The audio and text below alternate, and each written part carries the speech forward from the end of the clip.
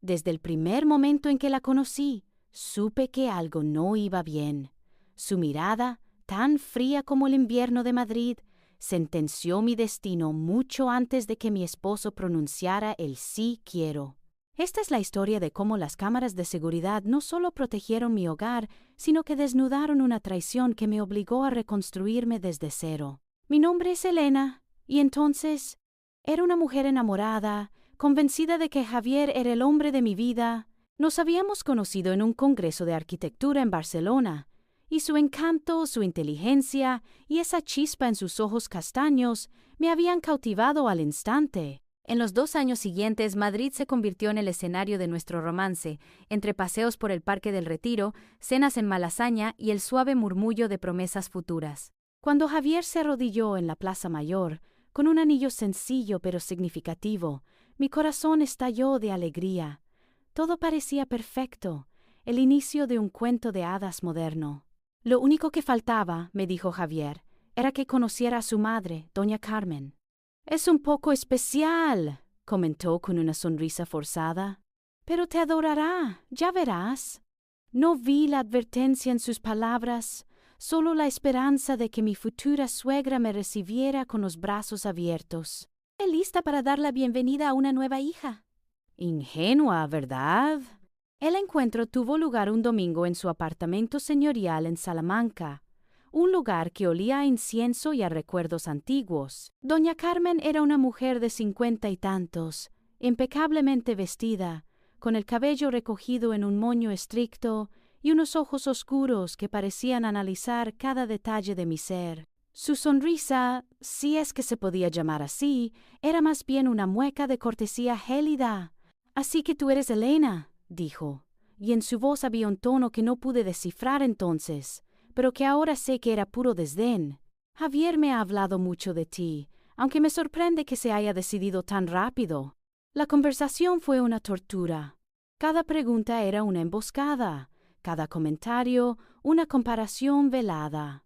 «Tu ropa es algo moderna para un compromiso, ¿no crees?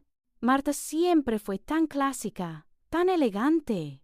Marta, la exnovia de Javier, un fantasma que se materializaba en cada frase de doña Carmen. Mi Javier siempre ha tenido gustos muy definidos. Esperaba otra cosa.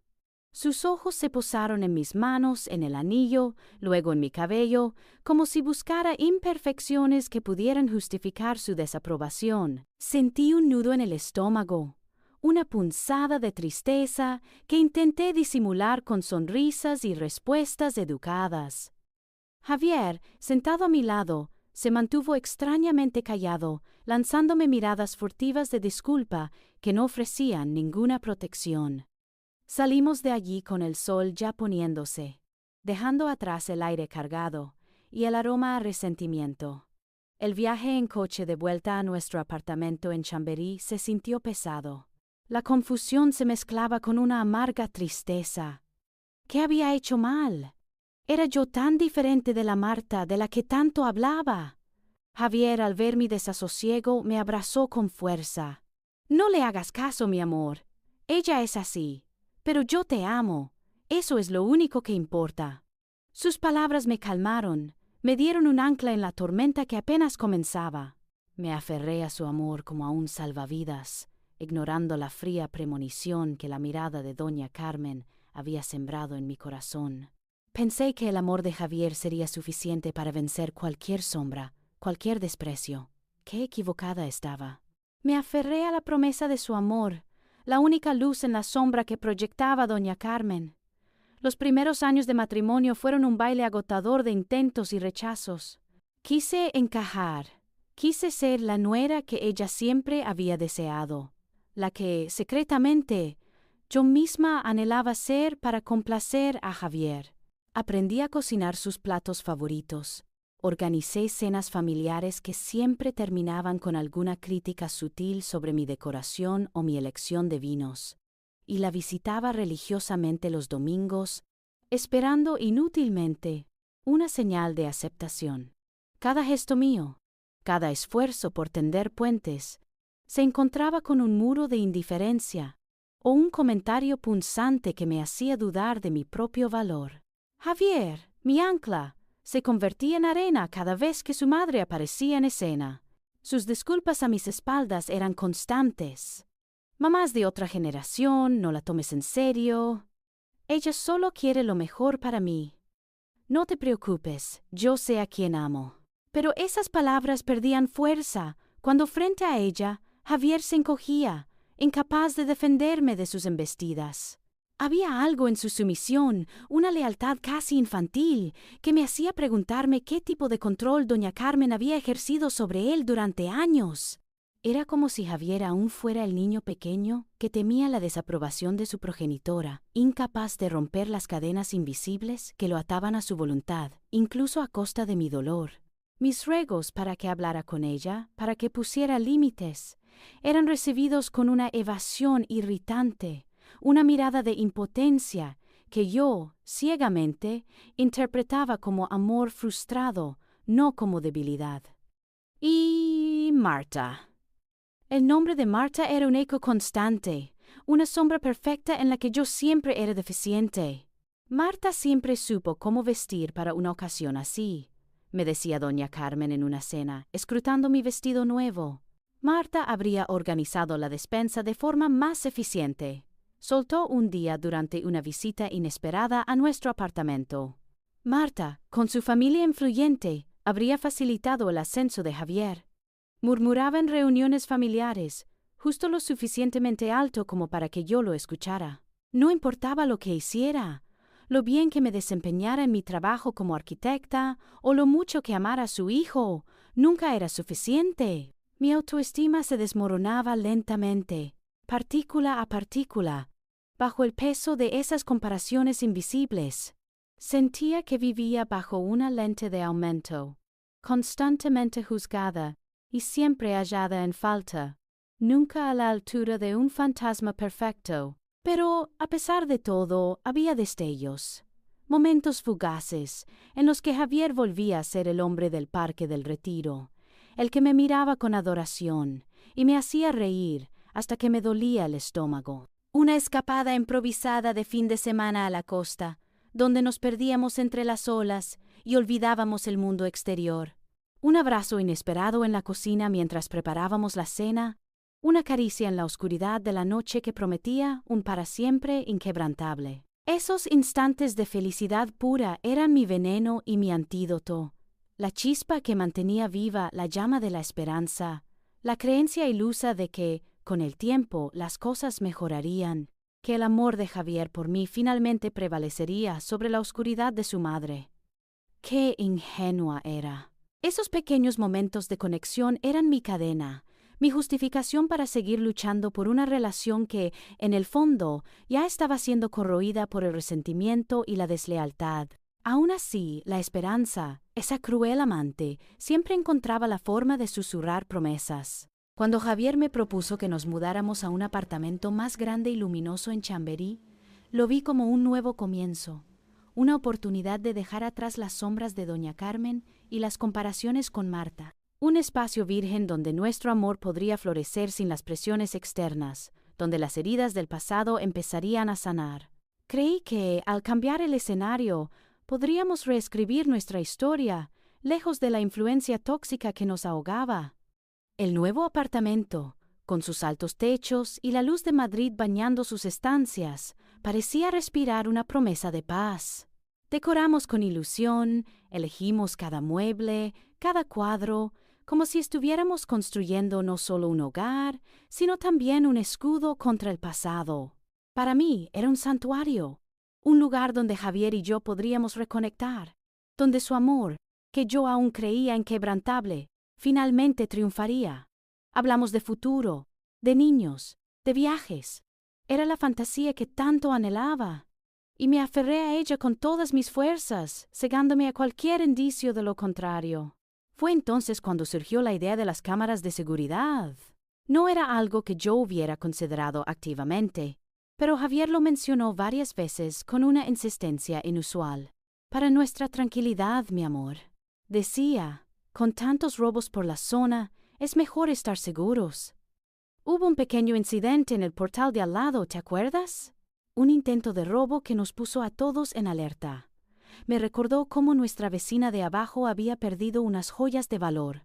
Javier insistió en que ya existía un sistema básico de vigilancia en el apartamento desde antes de que nos mudáramos, y que solo necesitábamos actualizarlo y activarlo por completo. Un poco de tecnología nunca viene mal para proteger nuestro nidito, me aseguró con una sonrisa que me pareció genuina, y yo, confiando en su preocupación por nuestra seguridad, accedí sin dudarlo. Pensé que era otra muestra de su cuidado, otra forma de protegernos. ¡Qué ironía! Al principio todo fue bien. La rutina se asentó, y por un tiempo la paz pareció reinar, pero poco a poco las fisuras comenzaron a aparecer, pequeñas, casi imperceptibles al principio, como las líneas de un cristal que empieza a resquebrajarse. Javier pasaba cada vez más tiempo en el trabajo, según él. Las reuniones de última hora se hicieron más frecuentes, los viajes de negocios más largos. Su teléfono, antes una extensión de su mano, ahora era un objeto que protegía con celo, siempre boca abajo, silenciado. Se lo llevaba al baño, lo escondía debajo de la almohada. Si le preguntaba por su día, sus respuestas eran vagas, superficiales. La chispa en sus ojos que me había enamorado ahora parecía opaca, a menudo velada por un cansancio que no era físico, sino emocional. Había un aura de misterio a su alrededor, una distancia que no estaba ahí antes. Los abrazos eran más breves, las caricias menos sentidas. Empecé a notar llamadas que cortaba abruptamente cuando yo entraba en la habitación, mensajes de texto que le hacían fruncir el ceño y luego borrar con una velocidad sospechosa. Su presencia se volvía una ausencia. Mi intuición, ese sexto sentido femenino que tantas veces había ignorado por amor, empezó a picarme. Una punzada fría en el estómago cada vez que lo veía distraído, cada vez que su mirada se perdía en el vacío mientras yo le hablaba, como si su mente estuviera en otro lugar, con otra persona. Intentaba racionalizarlo. Está estresado por el trabajo, todos tenemos secretos. Soy yo. Estoy paranoica por culpa de doña Carmen y sus constantes comparaciones. Me obligaba a sonreír, a creer en sus excusas, a ahogar la pequeña voz dentro de mí que gritaba que algo andaba mal, muy mal. Porque si esa voz tenía razón, significaba que mi última esperanza, mi ancla, también se estaba desmoronando, y no estaba preparada para eso. El apartamento de Chamberí, que había prometido ser un refugio, comenzaba a sentirse como una jaula dorada. Las cámaras de seguridad, una vez símbolos de tranquilidad, ahora parecían custodiar no solo nuestro hogar, sino también un secreto invisible que se estaba gestando entre sus paredes. Un día, esa misma semana, una punzada de preocupación por un paquete que había encargado se convirtió en la excusa perfecta para ceder a la creciente ansiedad. Había pedido unos libros de arquitectura que necesitaba con urgencia para un proyecto, y el seguimiento indicaba que el mensajero había intentado la entrega mientras yo estaba en la oficina, pero no había dejado el aviso habitual. Con Javier aún en el trabajo, según su horario cada vez más irregular, me encontré sentada frente a la pantalla del ordenador, el cursor flotando sobre el icono de la aplicación de seguridad. Decidí revisar las grabaciones de la mañana, solo para ver si el mensajero había dejado alguna nota o si había habido algún problema con el portero. Una pequeña mentira piadosa a mí misma. Lo que vi, o más bien lo que escuché, no tenía nada que ver con libros. Al avanzar rápidamente por las horas en que había estado fuera, deteniéndome en un lapso de tiempo inusual en el que detecté movimiento, mi corazón dio un vuelco. Javier estaba en casa, y no estaba solo. Doña Carmen, mi suegra, estaba allí con él. Una visita no anunciada, como tantas otras, pero esta vez con una diferencia escalofriante. Sus voces resonaron, al principio como un murmullo distante, luego, al ajustar el volumen, se volvieron dolorosamente claras. Estaban en la sala, justo fuera del campo de visión de la cámara principal, pero el audio era nítido. La voz de doña Carmen era un látigo. cada palabra cargada de la misma autoridad gélida que me había helado la sangre la primera vez que la conocí. Tienes que ser más decidido, Javier. Esto no puede seguir así. ¿Cuándo vas a tomar las riendas? Javier, como siempre, era la sombra sumisa. Su tono era bajo, casi un lamento. Mamá, sabes que es complicado. Elena, ella se daría cuenta. Un frío indescriptible me recorrió la espalda. Elena, yo. ¿De qué demonios estaban hablando? La voz de doña Carmen se endureció. ¿Se daría cuenta de qué? De que tienes una vida, un futuro real. Marta te espera. No puedes dejar que esta mujer te arrastre. Es un plan. Y debes seguirlo al pie de la letra. Marta, de nuevo Marta. La mención de su nombre hizo que el aire se espesara. Un plan. ¿Qué plan? Mi mente intentó unir los fragmentos, pero eran piezas de un rompecabezas macabro que no lograba encajar. Escuché palabras sueltas, como migajas de pan en un bosque oscuro, papeles, el apartamento, tiempo, discreción. La conversación no se centró en un robo ni en un mensajero extraviado.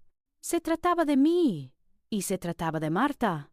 La tensión en sus voces era palpable. Doña Carmen, dominante y controladora, Javier indeciso y arrastrado. Había una conspiración en marcha. Lo sentía en cada fibra de mi ser, aunque no pudiera darle forma.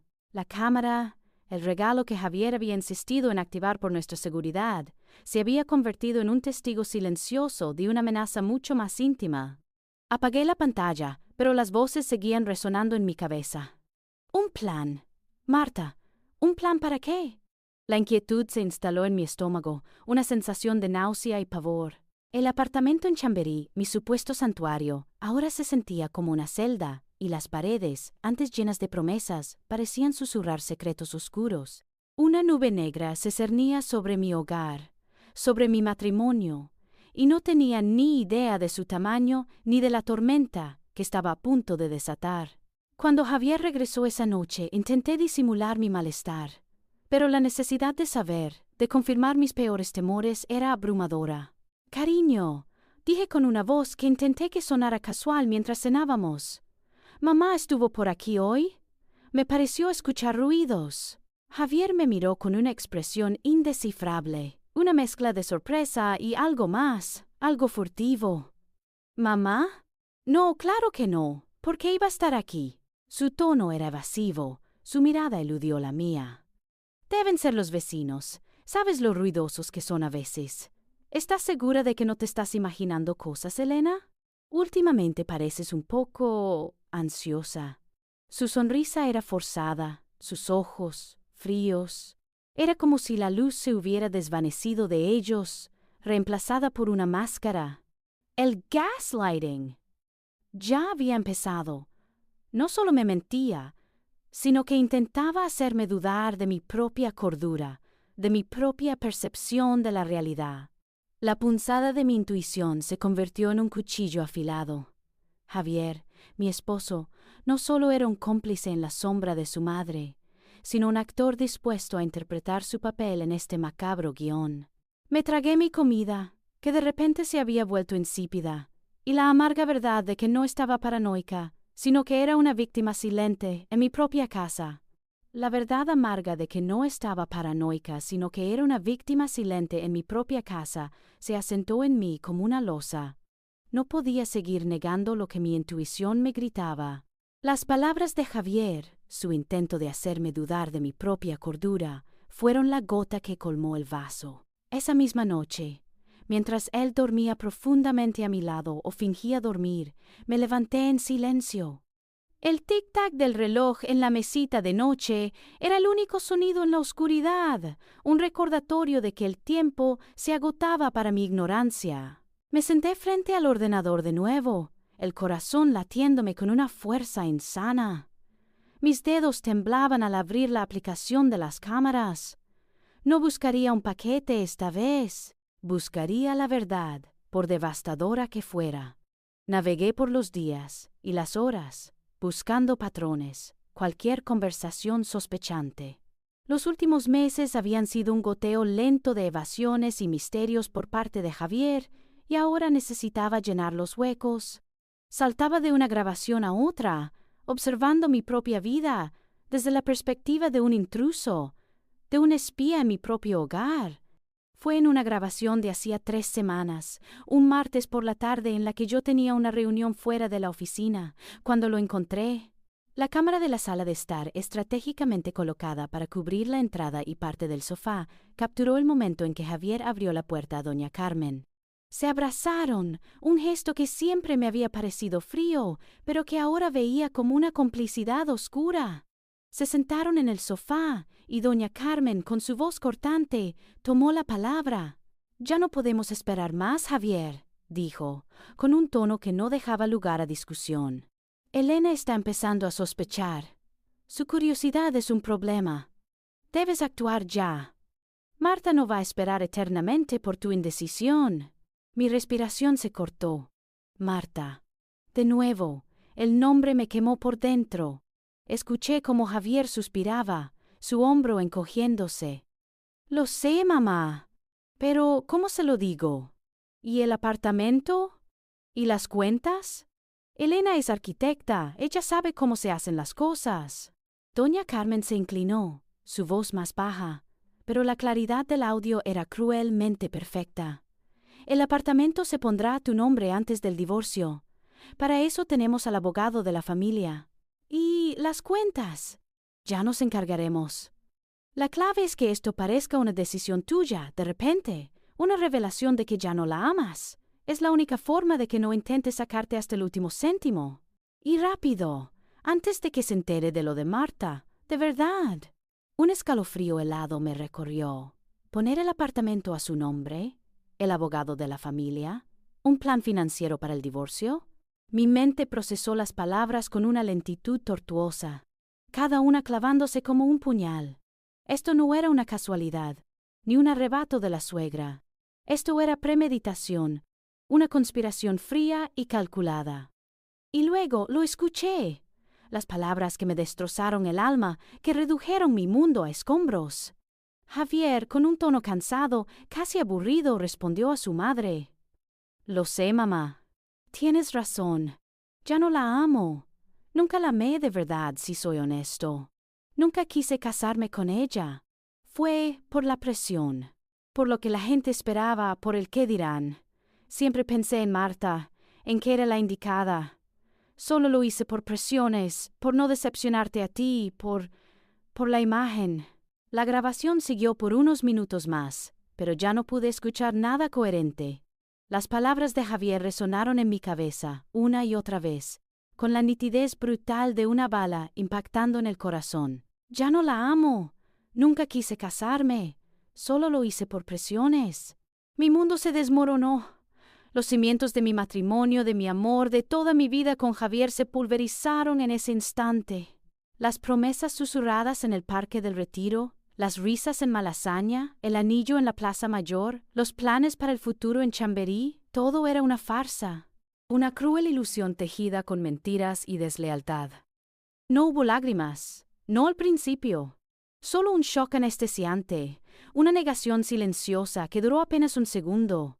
Luego, el dolor. Un dolor tan agudo que me robó el aliento, un agujero negro que se abrió en mi pecho y devoró cada célula de esperanza.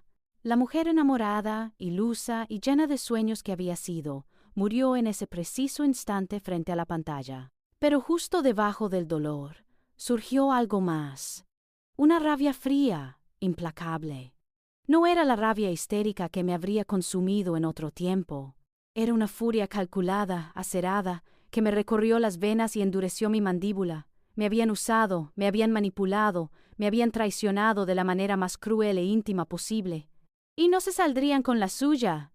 El regalo de la seguridad, las cámaras que Javier había insistido en instalar, se habían convertido en mi espada, mi escudo. Se habían propuesto destruirme, pero lo único que habían conseguido era darme las armas para mi propia reconstrucción.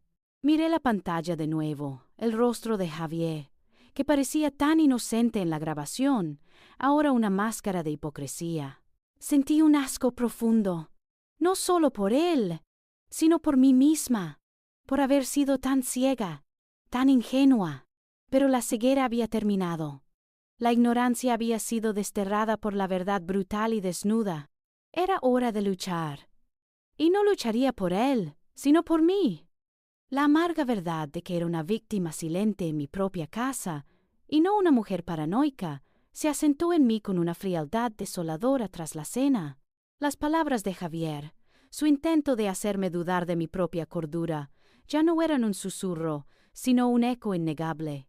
No podía seguir ignorando lo que mi intuición me gritaba con tanta urgencia. Esa misma noche, mientras él dormía profundamente a mi lado, o fingía dormir, me levanté en silencio.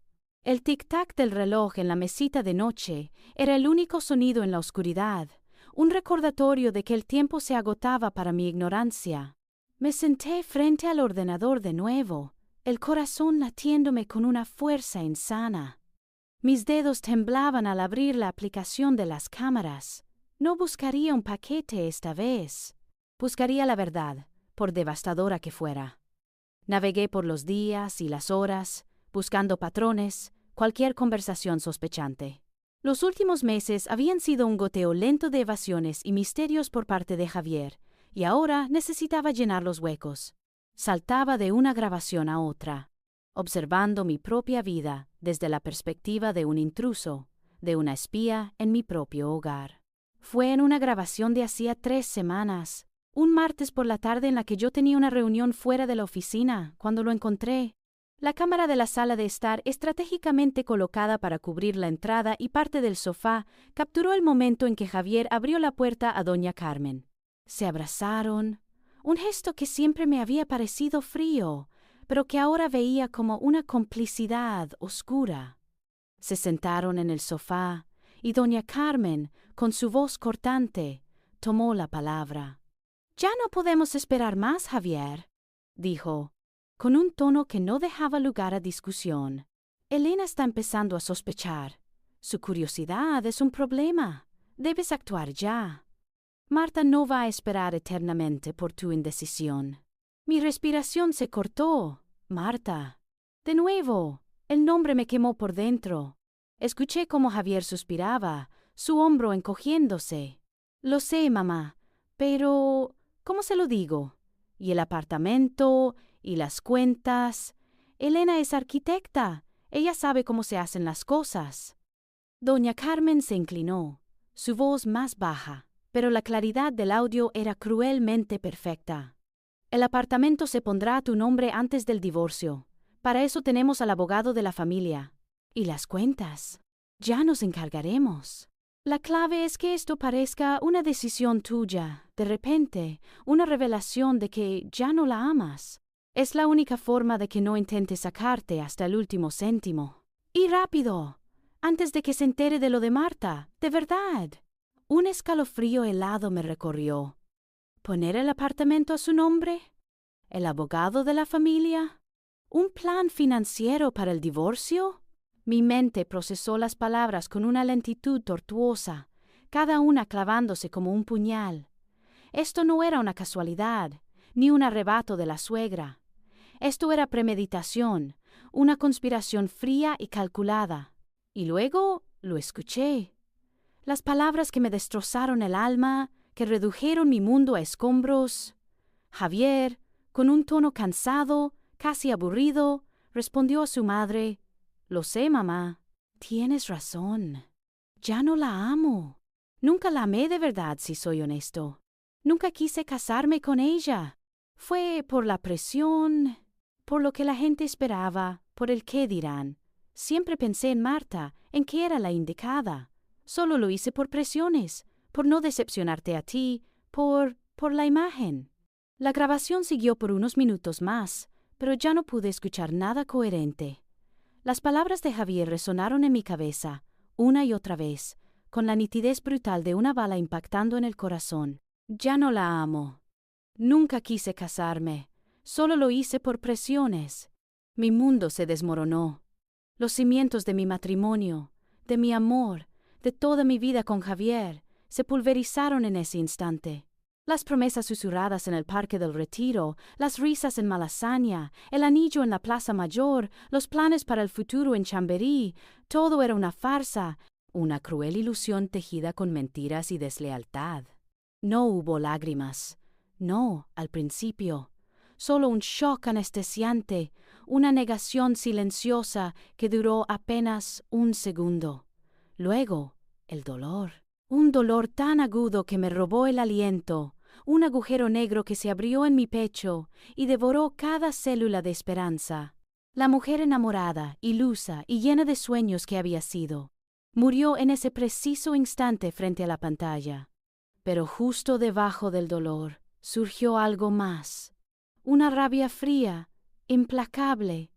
No era la rabia histérica que me habría consumido en otro tiempo. Era una furia calculada, acerada, que me recorrió las venas y endureció mi mandíbula. Me habían usado, me habían manipulado, me habían traicionado de la manera más cruel e íntima posible. Y no se saldrían con la suya. El regalo de la seguridad, las cámaras que Javier había insistido en instalar, se habían convertido en mi espada, mi escudo. Se habían propuesto destruirme, pero lo único que habían conseguido era darme las armas para mi propia reconstrucción. Miré la pantalla de nuevo, el rostro de Javier, que parecía tan inocente en la grabación, ahora una máscara de hipocresía. Sentí un asco profundo, no solo por él, sino por mí misma, por haber sido tan ciega, tan ingenua. Pero la ceguera había terminado. La ignorancia había sido desterrada por la verdad brutal y desnuda. Era hora de luchar. Y no lucharía por él, sino por mí. Con el corazón aún martillando y un frío inaudito en el pecho, pero con la rabia dándome una lucidez inesperada, supe que no podía guardar todo aquello para mí. Necesitaba hablar. Necesitaba un ancla real, no las ilusiones del pasado. La primera persona que vino a mi mente, la única en la que confiaba plenamente para navegar por esta tormenta, fue Sofía, mi amiga Sofía, la psicóloga, la mujer sensata, la que siempre había tenido las palabras justas y la perspectiva necesaria. Eran las 3 de la madrugada, pero no dudé en enviarle un mensaje. Sofía, necesito verte, es urgente. Grave. ¿Estás despierta? La respuesta llegó casi al instante. Un testimonio de su insomnio habitual o de su instinto de amiga. Elena, ¿estás bien? Sí, estoy despierta. Ven a mi casa, te espero. Me vestí rápidamente. Mis movimientos automáticos, como los de una autómata. Dejé una nota superficial para Javier, en caso de que despertara y se diera cuenta de mi ausencia, aunque dudaba que lo hiciera. El silencio del apartamento era opresivo. Cada sombra parecía esconder una mentira. Salir a la fría noche de Madrid fue un alivio, aunque el aire no disipó el fuego que ardía en mi interior. Cuando llegué al apartamento de Sofía, sus ojos, normalmente cálidos y observadores, se abrieron con preocupación al verme. Mis propias palabras se atascaban en mi garganta, ahogadas por la avalancha de emociones. Ella me abrazó fuerte, sin preguntas, simplemente ofreciendo el refugio silencioso que necesitaba. Me sentó en su sofá, me ofreció una infusión caliente y esperó. Javier, mi suegra, las cámaras. Empecé a balbucear, las palabras atropelándose.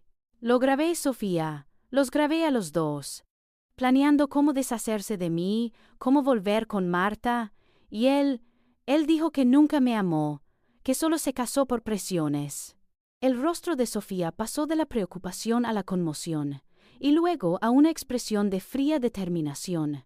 Ella me dejó hablar, conté cada detalle, cada frase punzante, cada prueba que había descubierto.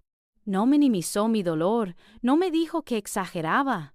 Solo escuchó, con la empatía profunda de una amiga y la mente analítica de una profesional.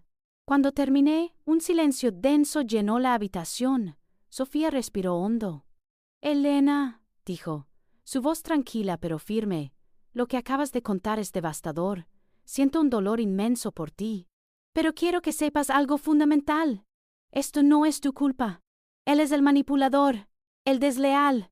Tu cordura está intacta. Y tu intuición te ha salvado.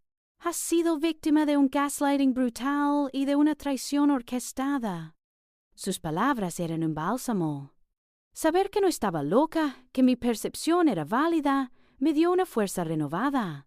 Ahora, continuó Sofía, su mirada directa y serena, tenemos que ser estratégicas.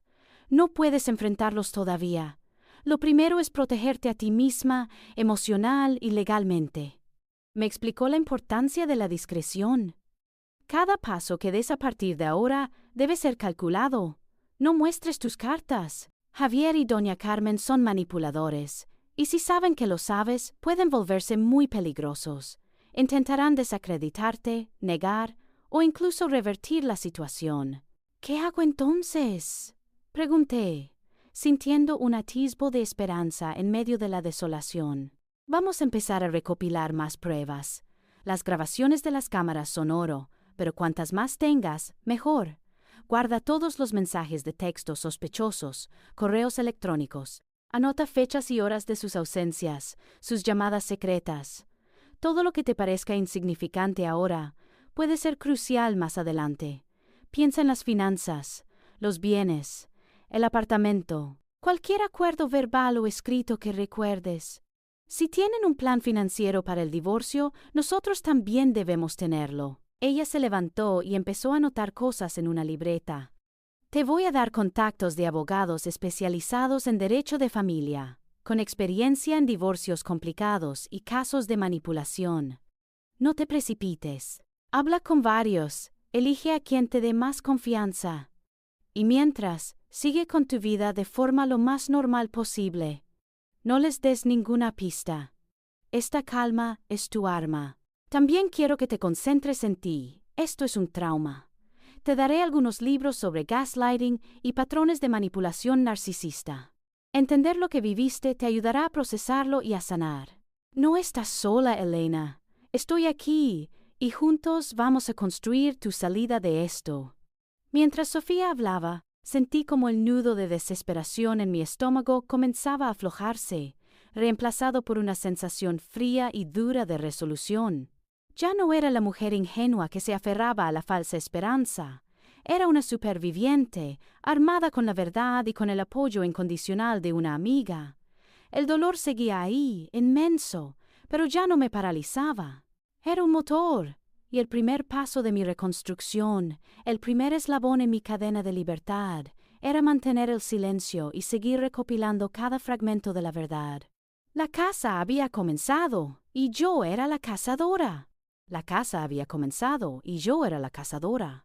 La frase resonaba en mi mente como un mantra, ahogando los últimos susurros de la Elena ingenua que había sido. Armé mi estrategia con la meticulosidad de una arquitecta diseñando un edificio, cada paso calculado, cada movimiento preciso. Sofía me había dado el mapa, ahora me tocaba a mí recorrer el terreno minado. El primer paso fue transformar mi teléfono móvil en mi arma más discreta. Activé grabadoras de audio ocultas, configuré accesos rápidos para iniciar la grabación con un solo toque, e incluso compré una pequeña grabadora de voz camuflada en un bolígrafo, una inversión mínima para una recompensa incalculable. Empecé a grabar todas y cada una de nuestras interacciones. Las cenas, las conversaciones mañaneras, incluso los inocentes «¿Cómo te fue el día?», se convirtieron en posibles pruebas.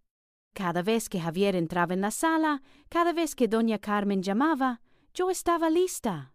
Los archivos se almacenaban inicialmente en el teléfono, pero luego, siguiendo el consejo de Sofía, los transfería a una carpeta encriptada en un disco duro externo que guardaba en una taquilla de mi oficina, bajo la excusa de ser archivos de proyectos antiguos. No podía arriesgarme a que los encontrara en casa. También creé una cuenta de correo electrónico secundaria, completamente anónima, donde enviaba copias de seguridad de las conversaciones más cruciales. Me había convertido en mi propia detective privada. La tensión en el apartamento era un velo invisible, tan denso que casi podía saborearlo en el aire. Aunque yo mantenía la compostura, Javier parecía más inquieto que de costumbre. Sus evasiones eran más torpes, sus excusas más transparentes. Me miraba con una extraña mezcla de cautela y culpabilidad, como si temiera que yo hubiera descubierto algo, pero no supiera exactamente qué. Yo, por mi parte, me volví una observadora silenciosa, una actriz en una obra macabra. Sonreía cuando él esperaba una sonrisa. Asentía a sus comentarios vacíos. Fingía interés en sus historias de trabajo. Cada gesto era una performance, cada palabra una línea de un guión que yo no había escrito, pero que estaba obligada a interpretar. Hubo momentos, instantes fugaces en la soledad de mi mente, en los que la imagen de aquel Javier que conocí en Barcelona regresaba para atormentarme. Recordaba su risa, el brillo en sus ojos cuando me miraba, la promesa de su mano en la mía. ¿Había sido todo una mentira? ¿Nunca existió el hombre del que me enamoré? Esas dudas, esos destellos de debilidad me golpeaban con la fuerza de una ola, amenazando con arrastrarme de nuevo a la tristeza. Pero entonces, como un ancla en la tormenta, la imagen de la grabación resurgía, nítida y brutal. Ya no la amo. Nunca quise casarme. Solo lo hice por presiones. Esa frase, pronunciada con tal desinterés, era el combustible de mi determinación, la imagen de la traición que me impulsaba a seguir adelante, a no flaquear. No podía permitir que la compasión por un fantasma del pasado destruyera mi futuro. Vivir esta doble vida era un peso emocional casi insoportable. Cada mañana, al despertar junto a él, me sentía como si estuviera a punto de ahogarme. Me vestía, preparaba el café, compartía el desayuno, todo mientras mi mente maquinaba, planeaba, recordaba.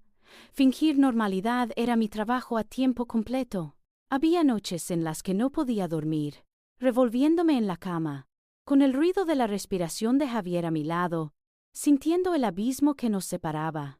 Me sentía vacía, exhausta, como si una parte de mí se estuviera consumiendo en esta farsa. La culpa de mi propia decepción, la rabia por su traición, la soledad de mi secreto. Todo se mezclaba en un cóctel amargo que me bebía sorbo a sorbo. Pero cada día que pasaba sin que ellos sospecharan, cada nueva grabación que añadía a mi arsenal, era una pequeña victoria, un paso más hacia la libertad. Estaba construyendo mi escape ladrillo a ladrillo, y aunque el proceso era doloroso, sabía que al final valdría la pena. Mi reconstrucción ya había comenzado, en el silencio de mis propias grabaciones y en la fortaleza invisible que crecía dentro de mí. La caza había comenzado, y yo era la cazadora. Cada archivo de audio, cada nota meticulosa, cada mirada que Javier me evitaba, era un ladrillo más en el muro que estaba construyendo alrededor de mi nueva fortaleza. Sofía había trazado el primer mapa, y ahora era el momento de adentrarme en el territorio desconocido del laberinto legal. Con una mezcla de aprensión y una determinación fría, llamé al número de la abogada que Sofía me había recomendado, la Dra. Laura Vidal. Su reputación en derecho de familia era impecable, conocida por su ética y su mano firme en casos complejos. Su oficina, en el corazón de un barrio tranquilo, era sobria y elegante, muy diferente al bullicio de mi propia empresa de arquitectura. Una mujer de unos 50 años, con el pelo plateado elegantemente recogido y unos ojos penetrantes que no dejaban escapar ningún detalle, me recibió. Doña Laura Vidal no tenía la calidez de Sofía, pero su presencia transmitía una competencia y una seguridad que eran precisamente lo que yo necesitaba. «Señora García», dijo, invitándome a sentarme frente a su imponente escritorio de madera oscura. «Sofía me ha dado un adelanto de su situación. Entiendo que es delicado». Delicado era un eufemismo. Le expliqué todo, desde el primer encuentro con doña Carmen hasta las evasiones de Javier, pasando por el descubrimiento de las grabaciones de la cámara. Mi voz, al principio un hilo tembloroso, se fortaleció a medida que los detalles surgían, como si revivir la traición me otorgara una nueva capa de acero. Le entregué una memoria USB con las grabaciones más incriminatorias, junto con mis notas detalladas, fechas, horas de las conversaciones, extractos de sus diálogos y mis observaciones sobre el comportamiento de Javier. Mientras ella escuchaba y examinaba los archivos, su expresión permanecía inmutable, pero sus ojos se entrecerraban con una intensidad calculada. Al terminar, doña Laura se recostó en su silla, entrelazando las manos. «Elena», dijo, usando mi nombre por primera vez. Lo que usted me presenta es grave, muy grave. Esto no es solo infidelidad. Es un claro caso de abuso emocional, de gaslighting, y una conspiración premeditada para defraudarla. Las grabaciones son una prueba sólida y contundente de la mala fe de su esposo y su suegra. Me explicó el proceso de divorcio en España. Usted tiene derecho a un divorcio contencioso. Dados estos hechos, podemos solicitar una disolución por causas de culpabilidad. Aunque en la práctica legal moderna ya no se habla tanto de culpables, sí influye en la atribución del uso de la vivienda familiar y la pensión compensatoria si la hubiera. Lo crucial aquí es que ellos intentaron privarle de sus derechos sobre el patrimonio conyugal. Sí, como sospecho, su matrimonio se rige por el régimen de bienes gananciales. El apartamento de Chamberí y todo lo adquirido durante el matrimonio les pertenece a ambos por igual. El intento de ponerlo solo a nombre de Javier es ilegal y una estrategia para despojarla de lo que le corresponde. Detalló las implicaciones de la infidelidad y el abuso, el maltrato psicológico que usted ha sufrido, documentado en sus propias palabras y en el desprecio de su suegra, y la confesión de Javier de que nunca la amó, son factores que fortalecerán su posición. No es solo un divorcio, Elena, es la reparación de un daño moral y económico. Debemos asegurar que usted no solo recupere su libertad, sino también su dignidad y lo que le corresponde por ley. La abogada me guió a través de los pasos a seguir. Presentar la demanda, los plazos, la posible mediación que en este caso, dada la premeditación, veía poco probable, y la importancia de no revelar mis intenciones a Javier hasta que la demanda estuviera formalmente presentada. La discreción sigue siendo su mejor aliada. No les dé oportunidad de contraatacar o de esconder más pruebas. Su silencio, Elena, es su escudo y su espada. Mientras doña Laura hablaba, sentí una sensación de empoderamiento que nunca antes había experimentado. Ya no era la Elena ingenua y herida. Era una mujer con derechos, con una voz y con un equipo que la respaldaba. El control de mi futuro, que me había sido arrebatado, estaba volviendo a mis manos, ladrillo a ladrillo.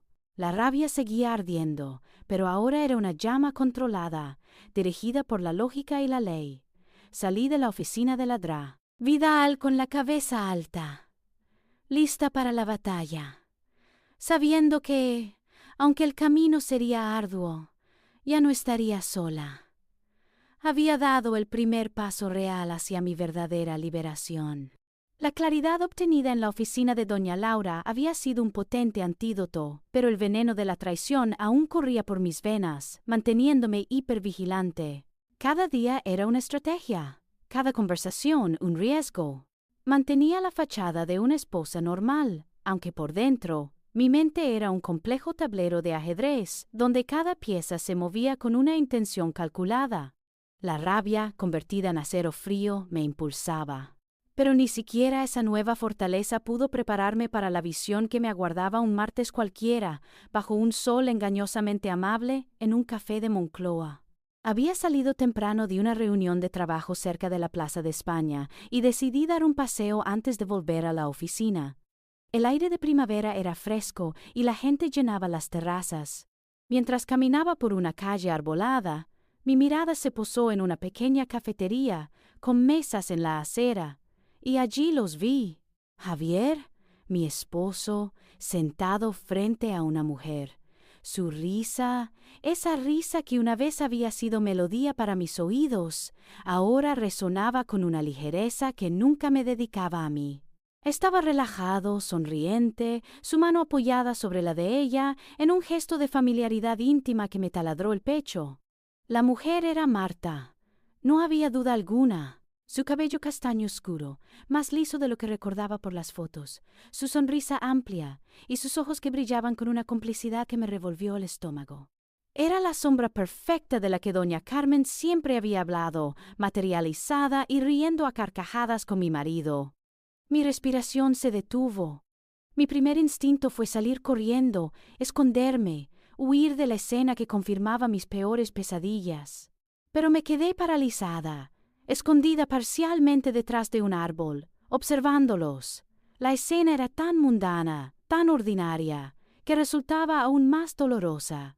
No era una cita secreta en un rincón oscuro, era una exhibición pública de su amor, o al menos de su conexión. Javier la miraba con una adoración que nunca había visto en sus ojos para mí, o que, si la había visto, ahora sabía que era una cruel ilusión.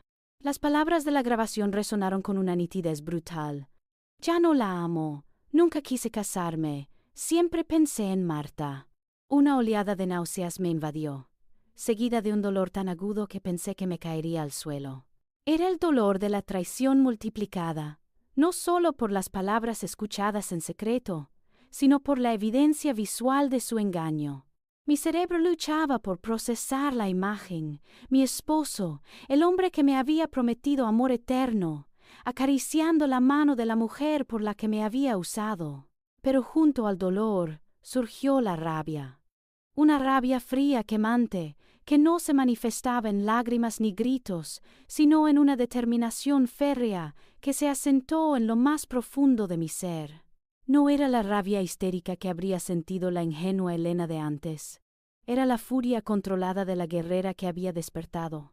Cada célula de mi cuerpo gritaba venganza, pero mi mente, ahora más aguda que nunca, me recordó el consejo de Sofía y doña Laura: discreción, no mostrar las cartas. Ese encuentro fue la confirmación final, el último clavo en el ataúd de mi matrimonio y de mis ilusiones. Pero, paradójicamente, también fue la chispa que encendió la última fase de mi plan. Al ver a Marta, tan real y tan feliz junto a Javier, algo dentro de mí cambió. Me di cuenta de que ella no era el problema, no era una rival digna de mi odio o mi envidia.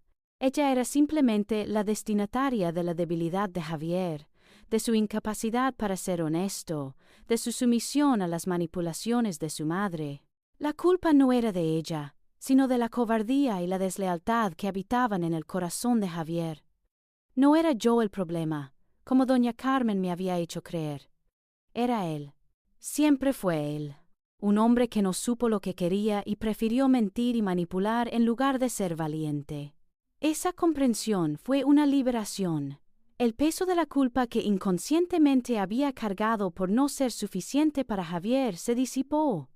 No era mi insuficiencia, sino su falsedad.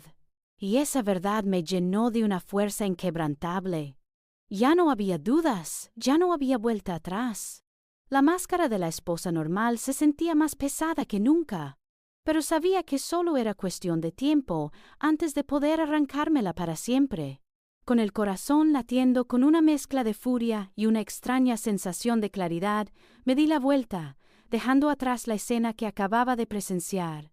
La imagen de Javier y Marta, tan cómodos y alegres, no me destrozó, sino que solidificó mi propósito. Era hora de acelerar los planes. Ya no había nada que esperar, nada que descubrir. La verdad estaba desnuda y ante mis ojos. Mi libertad me esperaba, y ahora nada me detendría. Con el corazón latiendo con una mezcla de furia y una extraña sensación de claridad, me di la vuelta, dejando atrás la escena que acababa de presenciar. La imagen de Javier y Marta, tan cómodos y alegres, no me destrozó, sino que solidificó mi propósito. Era hora de acelerar los planes. Ya no había nada que esperar, nada que descubrir. La verdad estaba desnuda y ante mis ojos. Mi libertad me esperaba, y ahora nada me detendría. Los días siguientes se convirtieron en un frenético torbellino de actividad silenciosa. Mi vida se bifurcó en dos realidades paralelas: la fachada de una esposa algo distraída pero funcional, y la implacable estratega que operaba en la sombra. Armada con los consejos de doña Laura, me sumergí en la organización de mis finanzas con la misma meticulosidad con la que diseñaba un plano arquitectónico. Revisé cada estado de cuenta, cada inversión conjunta, cada detalle del régimen de bienes gananciales. Transferí mis ahorros personales a una cuenta nueva, a mi solo nombre, en un banco diferente. Empecé a documentar cada gasto importante, cada pago de hipoteca y facturas, consciente de que cada cifra sería una pieza en el rompecabezas legal. No se trataba de codicia, sino de justicia, de reclamar lo que me correspondía y evitar que Javier y doña Carmen me despojaran de mi futuro económico. Mientras tanto, preparaba mi partida. No podía permitirme dejar nada al azar. Comencé a empacar mis pertenencias más valiosas y sentimentales en cajas discretas. Libros, fotografías, algunos objetos heredados que tenían un valor incalculable para mí. Los llevaba en el maletero de mi coche y los guardaba en un pequeño trastero alquilado a nombre de Sofía.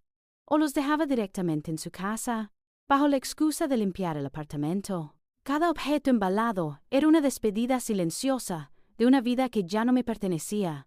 También busqué posibles apartamentos de alquiler en la zona que se ajustara a mi presupuesto. Era un ejercicio agridulce.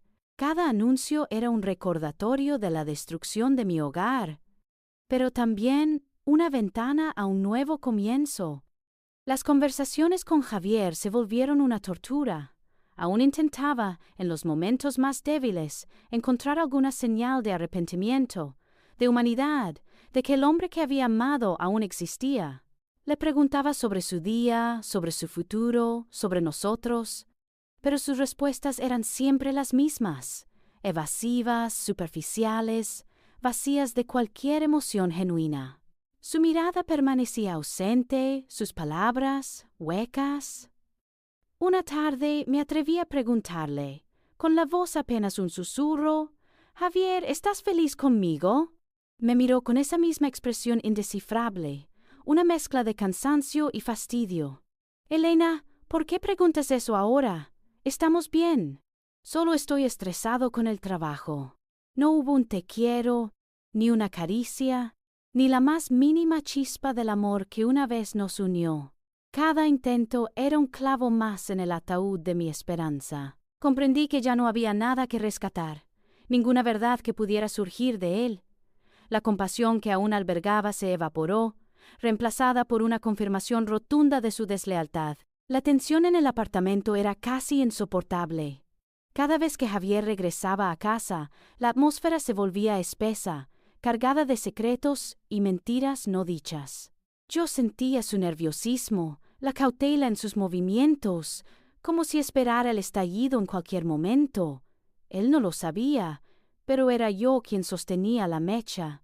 Me preguntaba si alguna vez sentiría el peso de su engaño, si mi silencio lo atormentaba tanto como su farsa me atormentaba a mí. Pero por la mañana, al despertar, la furia fría regresaba, alimentada por la imagen de Marta en el café. Mi decisión, a pesar del abrumador peso emocional, permanecía inquebrantable. Mi vida profesional, por fortuna, se había convertido en un refugio. Me sumergí en un nuevo proyecto ambicioso, el diseño de un complejo residencial en las afueras de Madrid.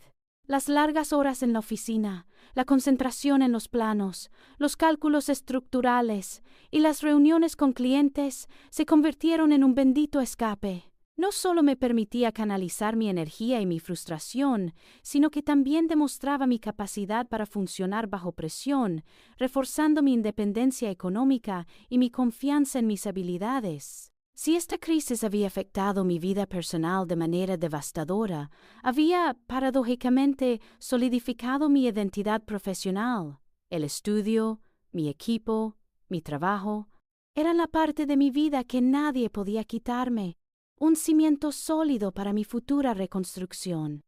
La noche antes de la confrontación final, la noche que lo cambiaría todo, dormí a su lado, pero ya no era mi esposo. Era un extraño, un actor en mi pesadilla. La mezcla de miedo y nerviosismo era un nudo en mi garganta, un latido frenético en mis sienes. Repasé una y otra vez en mi mente el guión de la mañana siguiente. ¿Qué decir? ¿Cómo decirlo? ¿Cómo reaccionar a su inevitable furia? Pero junto a ese pavor había una extraña sensación de libertad inminente, un presagio de que, al día siguiente, el velo caería y la verdad me liberaría. Sentía el peso de la soledad, el final de un capítulo doloroso, pero también la promesa de un amanecer sin sombras, sin mentiras, sin el aliento frío de la traición en mi nuca. Mañana, la cazadora se revelaría. La mañana se alzó, no con la promesa de un nuevo día, sino con el peso ineludible de un final. Dormí poco, si es que dormí. Las horas pasaron en una vigilia tensa, ensayando mentalmente cada palabra, cada gesto. El miedo aún estaba allí, un nudo frío en el estómago, pero una capa de hielo más dura lo recubría, forjada por la traición y la determinación. Al despertar, Javier dormía, o al menos eso fingía, su rostro una máscara de inocencia que me provocaba un asco profundo. Me levanté en silencio, preparé el café como cada mañana, pero en lugar de servir el suyo, me senté en la mesa, mi taza humeante entre mis manos temblorosas, y le envié un mensaje, breve, conciso, implacable. Javier, necesito que hablemos seriamente hoy, en casa. Por favor, sé puntual. No mencionó la cita, el café en Moncloa, ni una palabra sobre Marta. Solo la firmeza de mi voz, una dureza que nunca antes le había mostrado, la necesidad de que supiera que esto no era una discusión trivial. La respuesta llegó minutos después. ¿Ahora qué, Elena? Estoy ocupado. ¿No puede esperar a esta noche? Mi corazón se encogió un instante, pero la rabia lo endureció. No, Javier, no puede esperar. Es sobre nosotros, y es hoy. Unos puntos suspensivos, y luego con renuencia. Está bien, estaré allí a las 6. El resto del día fue un simulacro. Fui a la oficina, atendí mis reuniones, hablé con mis colegas, pero mi mente estaba en otra parte, repitiendo el guión, imaginando su reacción. La tarde se arrastró, cada minuto una agonía, hasta que el reloj marcó las 5:30. Regresé al apartamento, que de santuario se había convertido en el escenario de un juicio. Coloqué el portátil en la mesa de la sala, abrí la aplicación de las cámaras y busqué la grabación clave. Mi pulgar se cernía sobre el botón de play. A las 6 en punto, el timbre sonó. Javier entró, con las llaves aún en la mano, su rostro tensado por lo que imaginaba sería una de nuestras discusiones sin sentido. Vestía la misma corbata que usó el día que vimos a Marta. La ironía no se me escapó. Me miró, una mezcla de evasión y una defensiva impaciencia. Elena, ¿se puede saber qué pasa? He tenido un día largo y... Siéntate, Javier. Lo interrumpí. Mi voz sorprendentemente calma, desprovista de la súplica o la frustración que él conocía. Él frunció el ceño, detectando el cambio en mi tono. Dudó un instante, pero se sentó en el sofá, frente al portátil. Sus ojos vagaron por la habitación, buscando alguna señal, alguna pista sobre la seriedad de nuestra conversación. La normalidad de la escena, el silencio expectante, lo descolocó. «Hay algo que quiero que veas y escuches», le dije, sin desviar la mirada de sus ojos. Sus defensas se activaron de inmediato. «¿De qué hablas?» «No tengo tiempo para tus suposiciones, Elena. Últimamente estás muy...» «Cállate, Javier», le ordené, la calma de mi voz más aterradora que cualquier grito. Extendí mi mano y presioné el play. La sala se llenó con el eco de las voces. Primero la de doña Carmen, con su habitual tono dominante. «Ya no podemos esperar más, Javier. Elena está empezando a sospechar. Su curiosidad es un problema. Debes actuar ya. Marta no va a esperar eternamente por tu indecisión». El rostro de Javier palideció. Sus ojos se abrieron con un horror silencioso, fijos en la pantalla del portátil, luego en mí. Intentó hablar, pero las palabras se le quedaron atascadas en la garganta. La grabación continuó, implacable, exponiendo cada fragmento de su traición. «Lo sé, mamá, pero ¿cómo se lo digo? ¿Y el apartamento? ¿Y las cuentas? Elena es arquitecta. Ella sabe cómo se hacen las cosas». «Doña Carmen, el apartamento se pondrá a tu nombre antes del divorcio. Para eso tenemos al abogado de la familia. Y las cuentas, ya nos encargaremos. La clave es que esto parezca una decisión tuya, de repente, una revelación de que ya no la amas. Es la única forma de que no intente sacarte hasta el último céntimo, y rápido. antes de que se entere de lo de Marta, de verdad. El pánico se apoderó de Javier. Sus ojos se movían frenéticamente de la pantalla a mi rostro, buscando una señal de que esto era una broma cruel. Pero solo encontró una pared de frialdad inquebrantable. Y entonces, la bala final. Su propia voz, cansada, aburrida, desprovista de cualquier empatía. Lo sé, mamá, tienes razón. Ya no la amo. Nunca la amé de verdad, si soy honesto. Nunca quise casarme con ella. Fue por la presión, por lo que la gente esperaba, por el qué dirán. Siempre pensé en Marta, en que era la indicada. Solo lo hice por presiones, por no decepcionarte a ti, por la imagen. El silencio que siguió a esas palabras fue ensordecedor. Solo se oía mi propia respiración, medida y tranquila, y la de Javier, que ahora era un jadeo entrecortado. Su rostro se descompuso, pasando del shock a la negación, y luego a una furia salvaje. «Esto es una trampa. No sé de qué hablas. Es un montaje, Elena. ¿Cómo te atreves a grabarme en nuestra propia casa? Es ilegal. Estás loca», gritó, levantándose bruscamente del sofá, la silla arrastrándose ruidosamente por el suelo. Se lanzó hacia el portátil, intentando cerrarlo. Pero yo fui más rápida. Cerré la tapa antes de que pudiera tocarlo. «No, Javier, no estoy loca. Y no es un montaje. Es la verdad, tu verdad. La verdad de que nunca me amaste, de que te casaste por presión, de que planeaste despojarme de todo con tu madre y tu abogado de familia mientras te revolcabas con Marta». La palabra Marta le golpeó como un latigazo. Su furia se transformó en un intento desesperado de manipulación emocional. «Elena, por favor, no es lo que parece. Mamá me presionó. ¿Sabes cómo es? Me sentía acorralado. Te juro que te amo. Solo fue un error, una tontería». «Podemos arreglarlo». «Por favor, por nuestro matrimonio, por todo lo que hemos construido». Sus ojos se llenaron de lágrimas falsas, su voz suplicante. Intentó tomar mi mano, pero la retiré como si su piel quemara. ¿Arreglarlo? Mi voz era un escalofrío. Arreglar las mentiras, arreglar la traición, arreglar que me usaste, que me pisoteaste, que destruiste cada parte de mi confianza, de mi autoestima, mientras yo intentaba desesperadamente hacer que este matrimonio funcionara.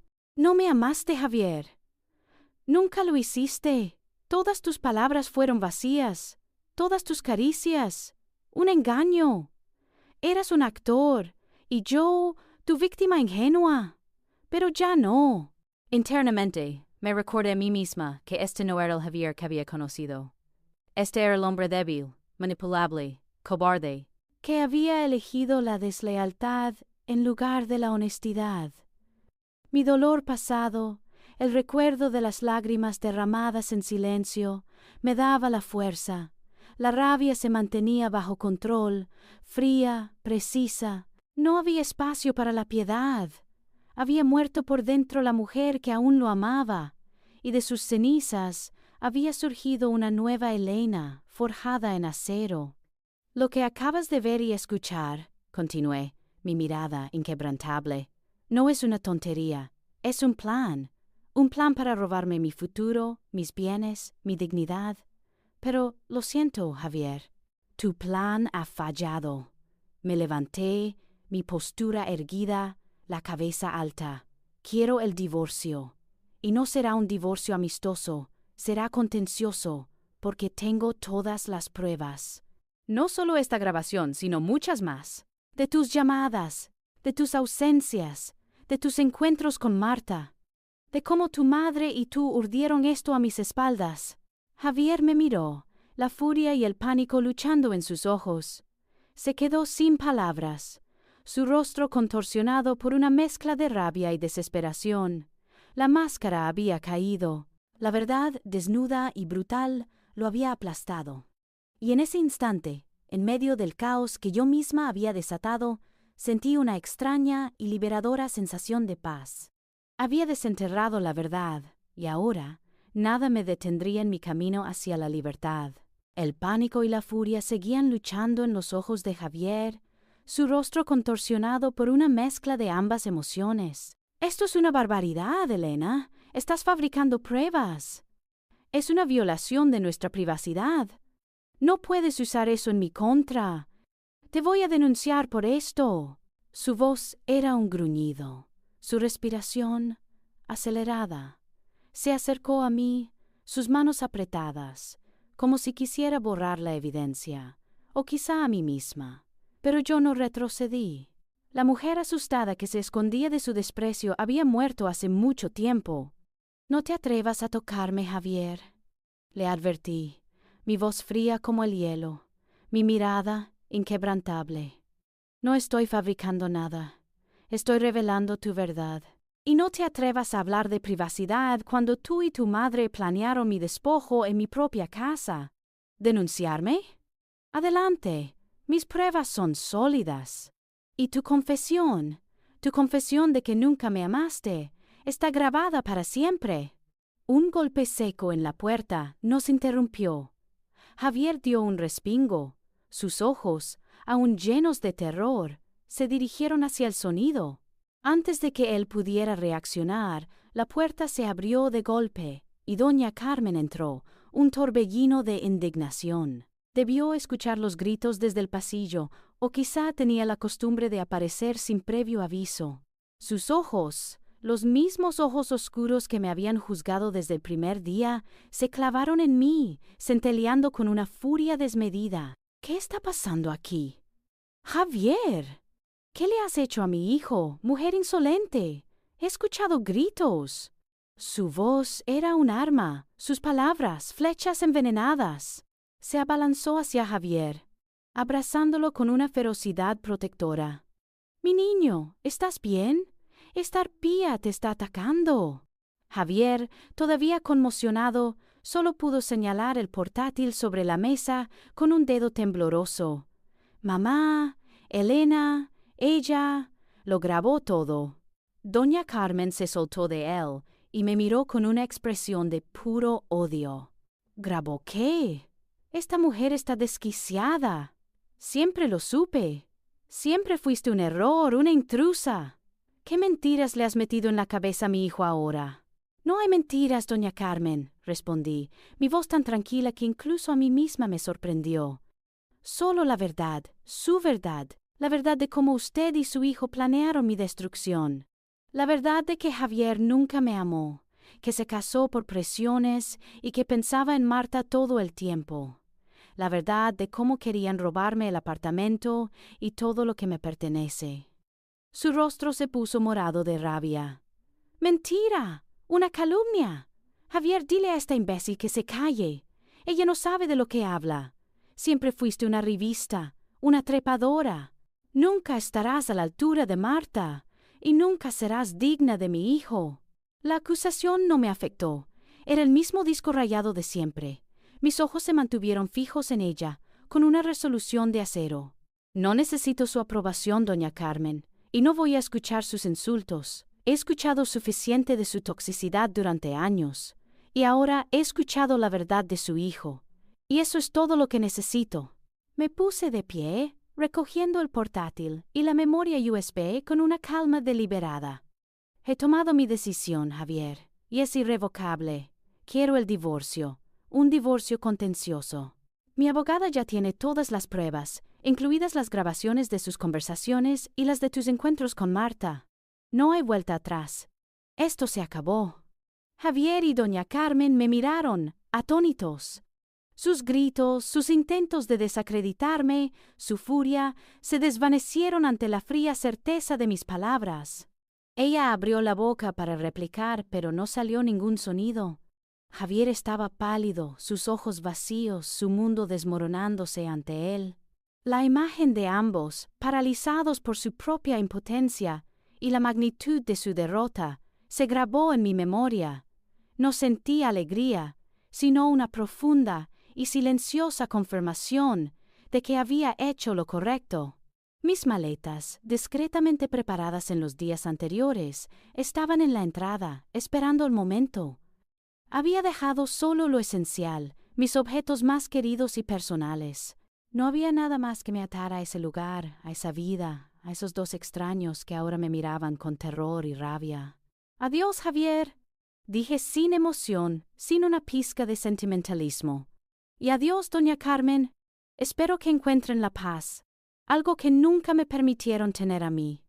Giré sobre mis talones, tomé mis maletas y abrí la puerta. El apartamento en Chamberí, mi supuesto santuario, se quedó atrás, sumido en un silencio cargado de las mentiras que había albergado. No miré hacia atrás. Mientras cerraba la puerta detrás de mí, dejando a Javier y a su madre solos con las ruinas de su engaño, sentí el aire fresco de la libertad golpear mi rostro. Estaba dejando un capítulo atrás, y aunque el futuro era incierto, sabía una cosa con absoluta certeza. Por primera vez en mucho tiempo, era dueña de mi propia vida. Y eso lo era todo. Salí de ese apartamento, dejando atrás no solo a Javier y a su madre, sino una vida entera de engaños. El aire fresco de la calle de Chamberí, una vez una brisa de esperanza, ahora se sentía como una bocanada de libertad gélida y abrumadora. La primera llamada fue a Sofía.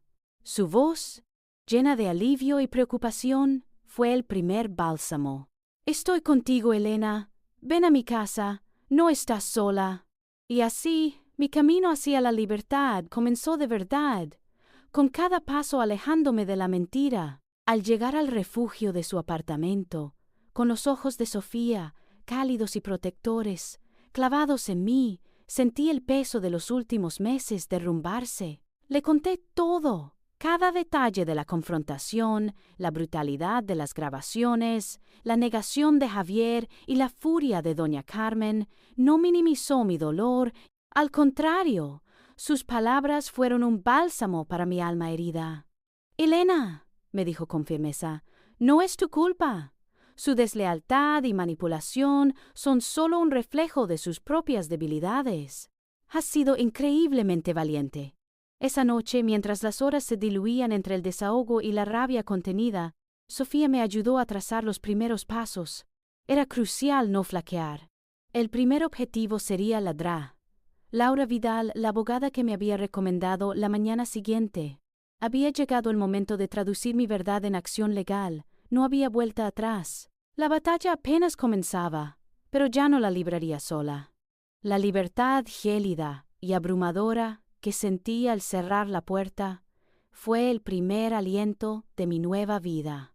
Mi primera acción en esa noche de ruptura, mi ancla real en medio de la tempestad, fue llamar a Sofía. Su voz, llena de alivio y preocupación, fue el primer bálsamo. «Estoy contigo, Elena. Ven a mi casa. No estás sola». Y así mi camino hacia la verdad, lejos de la mentira, comenzó de verdad. Al día siguiente, con el apoyo incondicional de Sofía a mi lado, me presenté en la oficina de la DRA, Laura Vidal. Esta vez no fui como la mujer herida que buscaba desesperadamente una salida, sino como una guerrera con un arsenal de pruebas y una voluntad inquebrantable. Entregué a la DRA Vidal la memoria USB ampliada, con más grabaciones, mensajes de texto incriminatorios y mis notas detalladas sobre el café en Moncloa. Su mirada, al revisar el material, se volvió más grave, pero también más determinada. «Elena», me dijo, con su habitual profesionalismo, «estos elementos son irrefutables. La premeditación de la conspiración, la infidelidad y el abuso emocional están plenamente documentados. Vamos a presentar la demanda de divorcio contencioso de inmediato». El proceso legal fue, como la DRA Vidal había advertido, una batalla ardua. Javier, aconsejado sin duda por su madre y posiblemente por el abogado de la familia que habían mencionado, intentó negar los hechos. Su abogado presentó una contrademanda alegando abandono del hogar y difamación. Intentaron desacreditar las grabaciones, tildándolas de ilegales y manipuladas. Cada notificación judicial que llegaba, cada citación, era un nuevo golpe emocional, una ola de barro que intentaban arrojar sobre mí. Recuerdo la frustración de tener que recopilar documentos interminables, actas de matrimonio, certificados de propiedad, extractos bancarios. La burocracia española, en su laberinto de formularios y plazos, convertía el proceso en una tortura lenta. Pero mis pruebas eran irrefutables. Ladrá. Vidal desmontó cada una de sus mentiras con una precisión quirúrgica.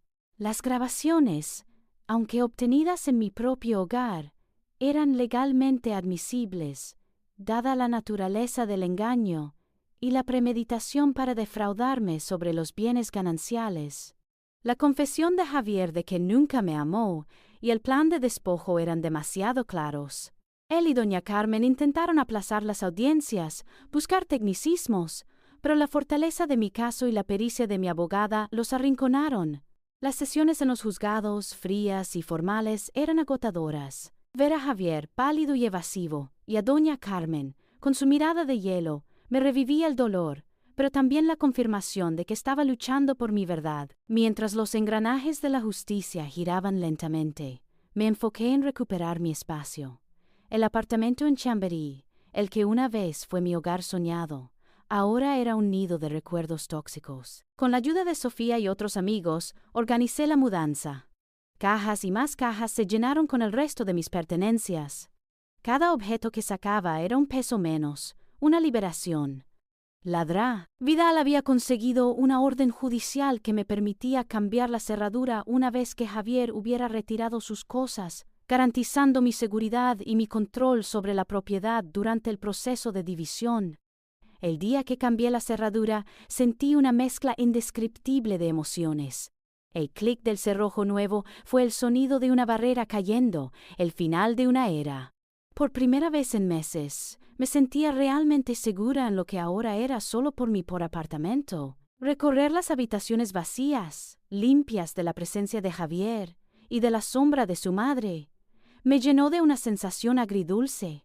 Había tristeza, sí, por el amor que creí tener, por los sueños rotos. Había agotamiento físico y emocional, de meses de vivir una doble vida y de la batalla legal. Pero sobre todo, había esperanza, una esperanza silenciosa y fuerte. Mirando por la ventana, viendo los tejados de Madrid bañados por el sol de una nueva mañana, sentí que estaba recuperando no solo mi espacio físico, sino también mi propia vida. Había sobrevivido, había luchado, y estaba ganando. La libertad no era solo una palabra, era la sensación del aire puro llenando mis pulmones, la promesa de un futuro que yo, y solo yo, construiría ladrillo a ladrillo, con la fuerza y la sabiduría que la traición me había enseñado. El camino era largo, pero ya no estaba perdida, estaba en camino. Con la fase más dura del divorcio en marcha y la sensación de haber recuperado mi espacio, pude, por fin, empezar a respirar. A lo largo de los meses siguientes, el estudio de arquitectura no fue solo mi trabajo, sino mi refugio, mi campo de batalla creativo y mi terapia silenciosa. Me sumergí en cada proyecto con una pasión renovada, encontrando consuelo en la precisión de los planos y la materialización de mis ideas. Las largas horas, antes una huida, ahora eran una inversión en mi futuro, una reafirmación de mi valía profesional y personal. Cada diseño completado, cada cliente satisfecho, era una pequeña victoria, una prueba de que podía construir algo hermoso y duradero, a diferencia de lo que había sido mi matrimonio. Sofía seguía siendo mi ancla, mi voz de la razón y mi compañera de risas. Nuestras cenas, nuestros paseos por el Parque del Oeste, se convirtieron en un ritual sagrado de sanación. Con ella pude desgranar cada emoción, cada recuerdo, sin juicio. Me animó a redescubrir aficiones que había abandonado y a explorar otras nuevas. Así, volví a pintar acuarelas, algo que solía hacer de adolescente y que había olvidado por completo. Los colores vivos y el fluir del agua sobre el papel se convirtieron en una liberación, una forma de expresar lo que las palabras no podían. También me apunté a clases de cocina mediterránea, descubriendo el placer de crear algo para mí, sin la presión de complacer a nadie. Cada receta, cada pincelada, era un paso más en mi viaje de autodescubrimiento. Las pequeñas victorias diarias se apilaron, lentas pero constantes. Despertarme sin la punzada de ansiedad en el estómago. Disfrutar de un café en silencio en mi salón, ahora realmente mío. Reír a carcajadas con Sofía por una anécdota tonta. Terminar un plano complejo a tiempo. Sentir la brisa de Madrid en mi rostro y simplemente estar presente. Esos momentos antes insignificantes se convirtieron en los pilares de mi nueva existencia, recordándome que la felicidad no residía en las grandes promesas, sino en la autenticidad y la paz interior. Los momentos de reflexión sobre el pasado eran inevitables, pero su naturaleza había cambiado. Ya no los abordaba con resentimiento, sino con una curiosidad casi académica. Leí los libros que Sofía me había recomendado sobre gaslighting y patrones narcisistas, y comprendí que el comportamiento de Javier y su madre era un reflejo de sus propias carencias, no una medida de mi valor. No guardaba rencor, sino una comprensión profunda, y con ella, una libertad emocional que nunca había imaginado. Me di cuenta de que su traición, por dolorosa que hubiera sido, me había obligado a enfrentarme a mis propias debilidades y a descubrir una fuerza que no sabía que poseía. Había aprendido a escuchar mi intuición, a poner límites y a valorar mi propia voz por encima del ruido de las expectativas ajenas. Estaba construyendo una vida a mi medida, sin filtros, sin máscaras, una vida auténtica, basada en la integridad y el respeto propio. El miedo a la soledad se disipó, reemplazado por la convicción de que era mejor estar sola que mal acompañada. Me sentía más fuerte, más sabia, más yo misma que nunca. Y aunque la idea de un nuevo amor aún me parecía lejana, ya no la descartaba por completo. Quizás, algún día, estaría abierta a compartir mi vida con alguien que valorara la verdad y la lealtad. Con cautela, sí, pero con una renovada esperanza. Por ahora, el mayor amor de mi vida era la mujer en la que me estaba convirtiendo. Libre, fuerte y en paz. Meses pasaron desde que cerré la puerta de aquel apartamento, y cada día traía consigo una nueva capa de paz a mi alma. Mi vida se había reconstruido ladrillo a ladrillo, y cada cimiento era más fuerte, más auténtico.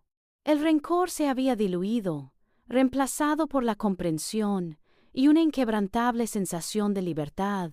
Las acuarelas, las clases de cocina, mi estudio de arquitectura en plena ebullición, todo conformaba el tejido de mi nueva realidad. Me sentía plena, completa, sin necesidad de buscar la validación de nadie más. Fue un mediodía soleado, varios meses después de que el divorcio se hubiera formalizado por completo, cuando Sofía apareció por mi estudio. Su visita no era inusual, pero la expresión en su rostro, una mezcla de sorpresa y curiosidad contenida, me indicó que traía algo más que el almuerzo. Nos sentamos en el sofá de mi pequeña oficina, con los planos a medio diseñar esparcidos por la mesa baja. Elena, comenzó, tomando un sorbo de su café, no vas a creer lo que me acabo de enterar. Me miró fijamente, con una sonrisa que insinuaba una pizca de ironía. ¿Te acuerdas de Marta? El nombre, antes un puñal en mi corazón, ahora apenas produjo un eco distante. Asentí, esperando la historia que sabía que vendría. Mi corazón no se aceleró, no hubo la punzada de antaño, solo una tranquila expectación. Pues bien, continuó Sofía, regodeándose un poco con la pausa. Me encontré con una conocida común de Javier y ella. Parece que las cosas no han ido tan bien como Javier esperaba con su gran amor. Hizo una pausa dramática. Marta lo ha dejado, y no solo eso. Parece ser que ella también tenía otros intereses.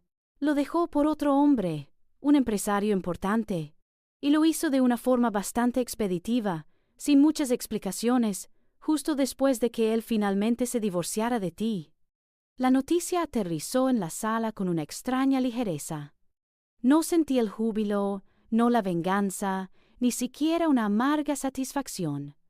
Fue una tranquila confirmación, un asentimiento silencioso del universo. Javier, el hombre que me había traicionado sin un ápice de remordimiento, que me había descartado por presiones y por su amor verdadero por Marta, ahora probaba su propia medicina. Él, que había conspirado para despojarme y abandonarme, era despojado y abandonado por la misma mujer por la que me había destrozado. La ironía era tan perfecta que casi parecía una moraleja de fábula.